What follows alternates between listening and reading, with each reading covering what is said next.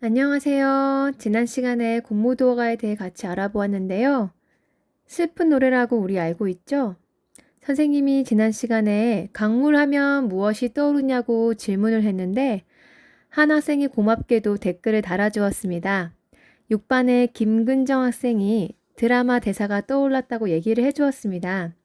그 드라마 상황도 자세히 얘기해 주어서 아주 흥미로웠습니다. 고마워요.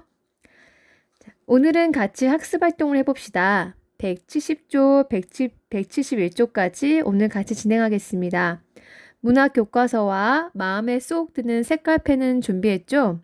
그리고 수업을 위한 자료를 다운로드해서 같이 보고 있죠?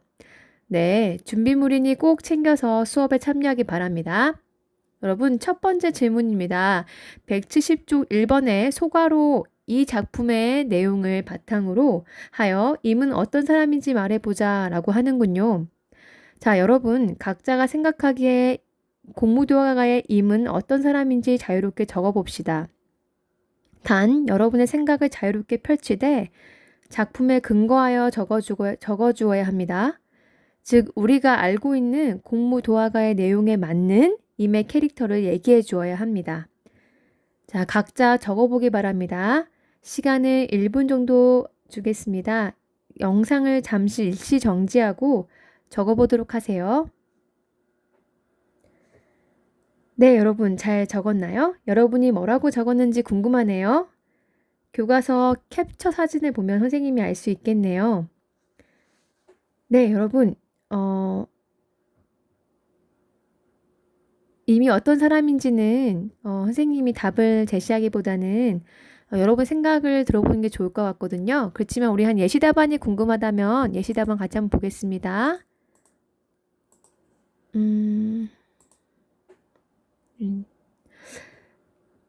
네, 임은 뭐 지금 창이 안 떠서 여러분한테 보여줄 수는 없는데 임은 그 시적 화자가 물을 건너지 말라고 했음에도 불구하고 끝까지 물을 건넜다는 점에서 굉장히 고집이 센 사람이라고 생각할 수도 있고요.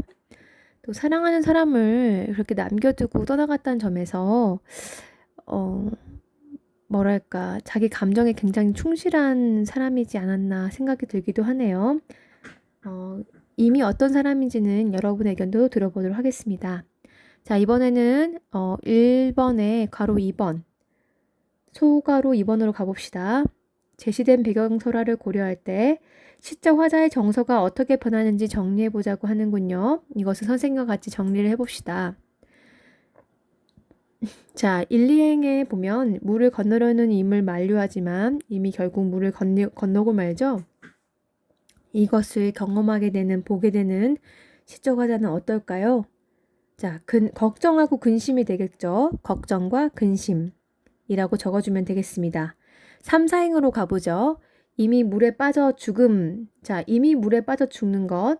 시적 화자의 정서는 어떻게 될까요? 여러분이 지난 시간에 보아서 알겠지만 가시님을 어찌할꼬로 끝난 거 기억하죠? 네, 체념과 안타까움이 깊숙이 잘 드러나죠. 체념, 안타까움이라고 적으면 되겠습니다. 그 밖에 유사한 정서들도 느낄 수 있을 것 같아요. 자, 그럼 여러분 이제 큰 2번으로 가보도록 합시다. 공무도화가의 문화사적 가치에 주목하여 다음 활동을 하는 것이군요. 자, 문학사적 가치라는 게 무슨 말인가요? 문학의 역사 속에 작품의 가치를 말하는 것이죠. 문학은 항상 우리의 삶과 깊은 관련을 갖고 있고, 문학은 당대를 사랑하는 보고 듣고 느낀 것을 문학이란 양식에 담아내는 것이기 때문에 문학은 항상 역사와 깊은 관련을 갖고 있어요. 지금 코로나라는 전 세계적인 감염 사태도 우리 모두가 처음 겪는 사회적 현상인데, 이를 영화로 만들거나 이와 관련된 시를 쓰거나 소설을 쓴다면 바로 우리가 직면한 사회와 깊은 관련을 담고 있는 것이 되겠죠. 자, 그럼 공무도화가가 우리의 문화사적 가치가 무엇인지 같이 알아봅시다. 이번에 가로 1번을 보면 네모 상자의 글 속에 일부분을 밑줄을 치도록 하겠습니다. 첫 번째 줄. 집단이 공유하는 정서의 밑줄. 네, 집단이 공유하는 정서의 밑줄 칠게요. 집단이 공유하는 정서. 네. 그 다음 원시 및 고대 초기엔 집단이 공유하는 정서를 주로 담았어요. 왜냐하면 집단적 행사에서 주로 노래를 불렀고 벽화나 일부 고대 기록에서 이를 알 수 있거든요.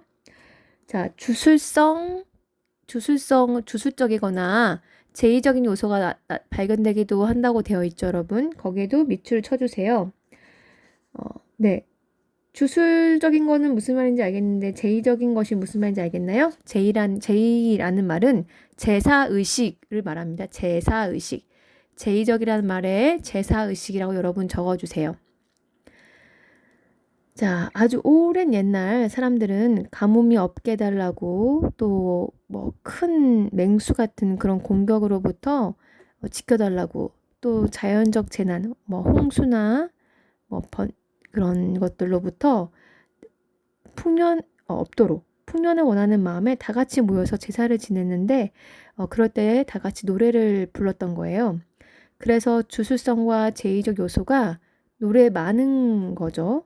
그런데 점차 시간이 흐르면서 그런 집단적인 성격의 노래만이 아닌 개인의 정서를 담은 노래들도 나타나기 시작했어요. 제일 마지막 줄에 글상자 제일 마지막 줄에 보면 점차 개인의 향유한 노래가 나타난다. 거기에는 개인의 고민과 정서가 담겨 있다. 개인의 고민과 정서에 밑줄 쳐주세요. 요즘에 얼마나 개인적인 것들이 넘쳐나나요? 네, 여러분 뭐 영화나 글이나 라디오나 뭐 유튜브나 곳곳에서 우리 상품마저도 아주 개인적인 것들로 넘쳐나죠. 점차 고도화된 개인성이 요즘엔 느껴지죠. 그런데 예전에는 공동체적 가치가 더 많았던 것이죠. 자, 그렇다면 질문 갑니다. 공무도화가는 집단성이 주로 나타나는데요. 개인적인 정서가 공무도화가는 집단적인 정서가 주로 나타나나요? 아니면 개인적인 정서가 두드러지나요? 선생님 3초의 시간을 주겠습니다. 3, 2, 1, 땡! 자, 여러분 스스로에게 뭐라고 대표했나요? 자, 공무도화가는 개인적인 정서가 두드러지게 나타나죠.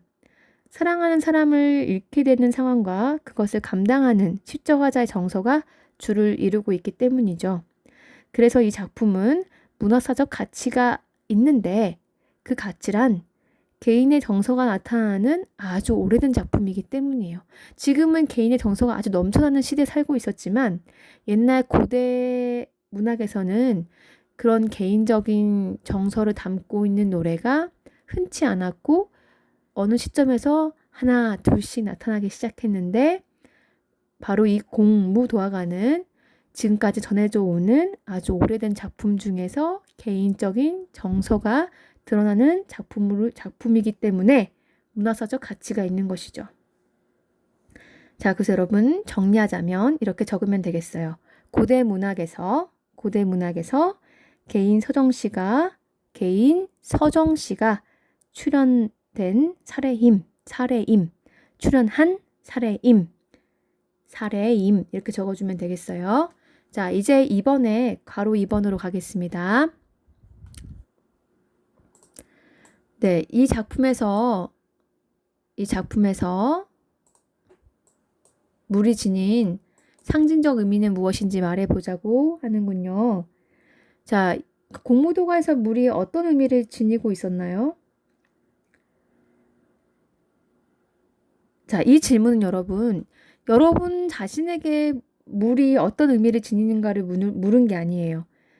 이 작품에서 공무도화가라는 작품에서 물의 의미를 물은 것이죠. 여러분 각자가 생각하는 것이 있을 텐데요. 자, 같이 한번 얘기해 보겠습니다. 이 작품에서는 사랑하는 사람이 물을 건넜죠. 그리고 그 물속에서 죽음을 맞이하죠. 자, 그러면 어떻습니까? 우선 슬프죠. 영영 만날 수 없는 이별이 이루어진 거예요. 그 역할을 본의 아니게 물이 맡게 된 거죠. 자, 물을 건너지 않은 존재는 살겠지만 물을 건너게 되면은 죽음을 맞이하게 되죠. 그래서 이 작품에서 물은 어떤 의미냐? 삶과 죽음의 경계죠. 물을 건너지 않으면 살고 물을 건너게 되면 죽습니다. 또 사랑하는 사람을 잃게 되는 것이 물이죠. 그래서 이별의 의미도 갖고 있죠. 자, 이별을 하게 되면 또 뭐 어떤 감정이 들죠? 슬프죠. 슬픔. 여러분 적어볼게요. 삶과 죽음의 경계. 하자와 임의 단절. 화자와 임의 단절. 이별, 슬픔. 자, 이런 것들을 의미하게 됩니다. 여러분도 충분히 공감이 되죠? 자, 그렇다면 이런 물이 이런 의미를 가지고 있는 공무도화가와 유사한 작품이 무엇이 있을까요? 여러분이 찾아보면은 굉장히 시나 문학에 관심이 많은 친구라면 되게 다양한 예시를 알고 있을 수도 있을 것 같아요. 선생님은 일반적으로 알려진 작품을 소개할게요. 문학 2강 자료, 송인 항조가라고 적힌 그 파일 있죠. 거기를 봐주세요. 이 작품은 송인이란 작품은 고려시대 때 지어진 작품인데요. 아주 유명하기도 하고 작품성을 널리 인정받은 작품입니다. 같이 읽어볼게요. 비개인 긴 강둑에는 풀빛 짙어지는데 남포에서 임 보내니 슬픈 노래 일렁인다. 대동강 저물은 언제나 다하랴? 해마다 이별의 눈물이 푸른 물결 보태는 것을. 네, 이것은 그 고려시대 때 정지상이란 쓴 송인, 사람을 송별할 때 보낸다는 건데요. 자, 같이 읽어보았습니다. 비가 개인 강둑에서 풀빛이 짙어진다고 했으니까 막 강둑에 그 물속에 푸르름이 짙어지니까 굉장히 생명력이 있고 푸르르고 싱그러운 느낌이 느껴지는 그런 배경인데 남포 어떤 지역명인가 봐요. 근데 임을 보내니까 슬픈 노래가 일렁인다 라고 하고 있죠. 남포는 평안남도에 있는 대동강은 많이 들어봤죠, 여러분? 대동강 어귀를 말하는 거예요. 자, 그러면 남포는 대동강이 있는 곳이고 대동강에 남포가 있어요. 남포 아래에 적어주세요. 대동강이 있는 곳, 대동강. 자, 그런데 남포에서 누굴 보냈죠? 남포에서 임을 보내니 라고 했으니까 임과 지금 뭐 했다는 것이죠? 이별한 거예요.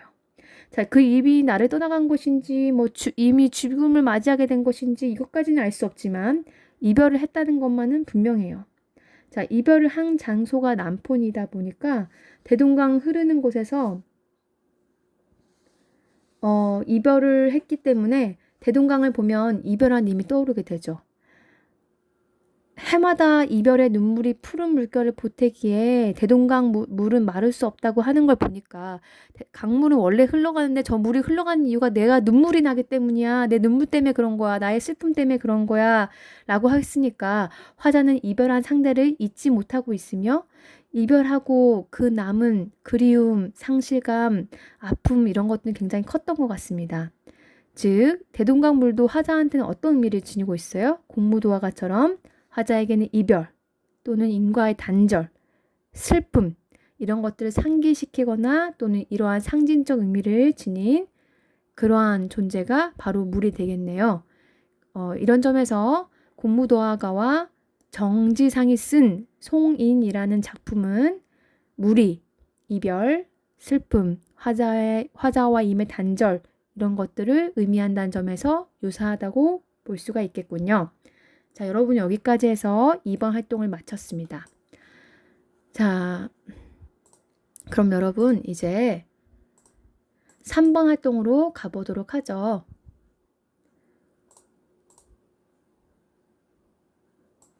네, 그러면 이제 3번을 볼까요? 자, 고구려의 노래인 황조가가 실려 있네요. 이 작품에 대한 개관 여러분 송인 아래에 정리되어 있죠. 자, 여러분 잠시 영상을 일시정지하고 작품과 배경 설명을 설화를 읽어보세요.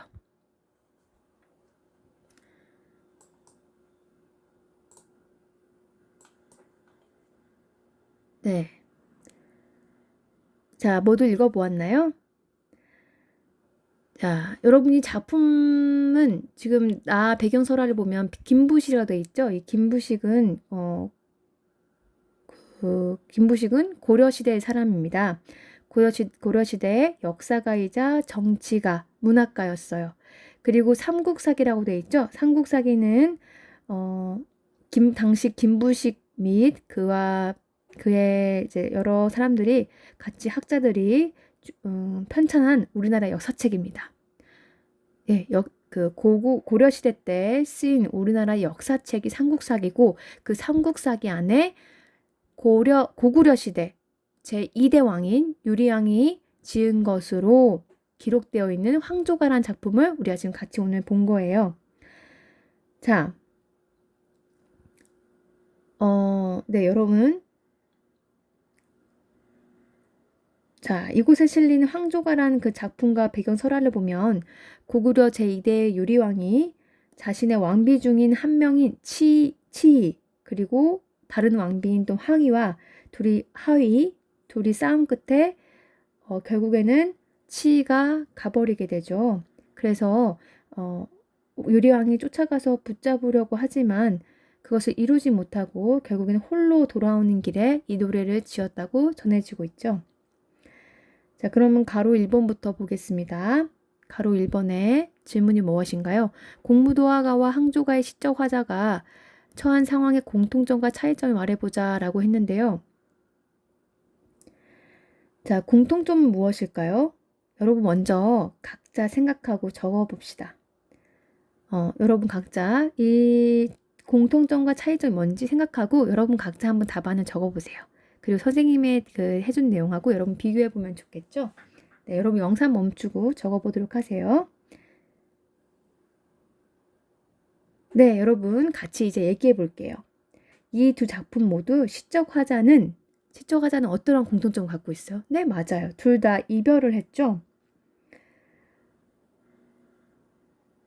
네, 이별을 했죠. 황조가를 보면 삼행에서 외로워라 이내 몸은 사행에서 유와 함께 돌아가 있고, 자, 이렇게 얘기를 하고 있어요. 공무도화가도 이미 돌아가 버렸고 물속으로 들어가서 헤어졌고 그가 죽었기 때문에 이 사람도 내가 외롭다. 나는 같이 갈 사람이 없다라고 얘기를 하고 있으니까 이별을 했다. 내가 사랑한 사람과 이제 이별한 상황이라는 것이 공통점이죠. 자, 그럼 차이점은 무엇일까요? 여러분 공무도화가에서는 자연물이 뭐가 나왔죠? 물이 나왔어요. 근데 그 물은 여러 상징적 의미를 지니고 있었죠. 이별이나 슬픔이나 이런 것들이요. 그런데 항조가에서는 자연물이 나왔나요? 네, 자연물이 있긴 했어요. 무엇이었죠? 꾀꼬리였어요. 근데 이 꾀꼬리가 어떤 의미를 가지고 있었나요? 화자에게 자, 화자는 지금 외롭다. 나는 혼자야. 왜냐하면 나는 같이 돌아갈 존재가 없어. 이 말을 왜 했나요? 꾀꼬리 보세요. 꾀꼬리는 암수가 서로 정답다고 하죠. 자, 나는 이렇게 혼자인데 너희들은 정답구나. 라는 생각을 화자에게 들게끔 더 만들어주죠. 자, 시적 화자와 상황이 대비가 되는 존재죠. 시적 화자가 내가 혼자구나 외롭다는 것을 더 드러나게 해주고 부각시키는, 그러니까 드러난다는 말을 한자로 하면 부각시킨다는 거죠. 부각시켜준 존재가 되죠. 즉 황조가에서는 자연물이 화자와 사자의 상황과 대비를 이루고 있죠. 자, 이런 점에서 공무도화가는 뭐 자연물과 하자가 뭐 대비가 되는 것은 아니었어요. 그런데 항조가에서는 자연물과 하자가 대비가 됩니다. 자, 이런 것이 차이점이 있고요. 두 번째로는 또 어때요? 이별이지만 이별의 정도가 좀 달라요. 공무도화가에서는 이미 죽었기 때문에 아예 그 만남의 회복이 불가능한 상태죠. 그런데 이 항조가에서는 그 이별을 하게 된 치희가 죽은 것은 아니죠. 자기 마을로 다시 돌아갔기 때문에 어쩌면은 회복의 여지가 아직은 남아있는 상태. 모르겠지만 죽은 것은 아니기 때문에 만남이 전혀 다시 만나는 것이 불가능한 상태는 아니라는 거예요. 이런 것도 차이점이 있겠네요. 네, 여러분은 어떻게 적어봤나요? 네, 선생님이 말한 것을 바탕으로 여러분이 잘 해석을 해나가길 바랍니다. 네, 여러분 이제 괄호 3번에 2번으로 가봅시다. 공무도화가와 항저와 같은 고대 문화 작품이 오늘날에도 감동을 준다면 그 까닭을 무엇일지 생각해보자 라고 물었네요. 자, 이것도 잠시 영상을 멈추고 여러분 각자 생각을 해보고 나름의 답안을 적어보세요. 자, 시험 보는 것도 아니고 이걸로 뭐 평가가 되는 것이 아니니까 여러분 자유롭게 또한 곰곰이 자신 생각을 한번 펼쳐서 적어보도록 합니다. 여러분 스스로 생각하고 적어봐야만 여러분 스스로 생각하는 힘이 길러지고 사고력이 길러지는 것이죠. 그 생각하는 힘이 있어야만 여러분이 스스로 공부할 수 있는, 스스로 생각할 수 있는 힘이 키워집니다. 네, 그럼 여러분 한번 틀리는 것을 겁내지 말고 한번 적어보세요. 자, 네, 여러분 생각을 다 적었다면 이제 같이 한번 얘기 나눠봅시다. 여러분이 만약에 이 두 작품을 배우면서 조금이라도 감동을 받았다면 그 이유가 있을 텐데 그건 선생님 생각하기에 그 이유는 어딘가 어떤 부분에서 공감을 했거나 아니면 그 시적 화자의 감정이 이해가 되었거나 그 시적 화자의 감정을 느꼈기 때문이 아닐까 싶어요. 자, 이별해서 슬프겠구나. 혹은 이별해서 외로워하거나 쓸쓸해하는구나 하는 생각이 여러분이 들었나요? 자, 그 생각이 들었다면 어떤 부분에서 우리에게 감동을 준 것이죠. 이런 감정이나 정서를 이해해서 또는 공감을 했거나 감동이 되었다면 이 두 작품은 모두 우리가 알고 있는 사랑이나 이별 같은 그런 개인의 감정과 정서를 다루고 있었기 때문에 우리에게 감동을 준 것이라고 생각이 들어요. 자, 여러분 여기 보면은 고대 문화 작품이라고 했잖아요. 아주 오랜 시대예요. 여러분 솔직히 여러분 부모님하고도 어떨 때는 세대 차이로 갈등을 일으키기도 하고 또 선생님하고도 우리랑 선생님하고 생각이 달라 이렇게 생각이 될 때가 있잖아요. 1년, 2년, 10년 차이만 나도 우리랑 좀 다른데? 그래서 공감이 안 될 때가 많잖아요. 근데 여러분 공무도화가는 정말 오래된 작품이죠. 항저가 고구려 시대라는 거예요. 여러분 스마트폰도 없고 전기도 없고 뭐 전화기도 없는 아주 오랜 옛날이에요. 정말 오래된 옛날이죠. 그런데 우리가 이 작품을 보면서 이해가 된다는 거, 감동이 된다는 거는 왜 그렇겠어요? 여러분 아주 오랜 옛날에도 사람들은 사랑을 했어요. 그쵸? 또 아주 오랜 옛날에도 이별도 있었어요. 누군가 사랑하는 사람과 그 사람이 죽거나 또는 여러 가지 이유로 헤어질 수 있어요. 근데 사랑이나 이별은 아주 오랜 옛날의 사람이나 지금 우리 이 시대를 살아가는 사람도 다 겪거나 겪을 수 있는 감정, 정서 또는 상황인 거죠. 그렇기 때문에 우리가 공감을 할 수 있고 통할 수 있고 이해할 수 있기 때문에 감동을 준 거라고 생각이 들어요.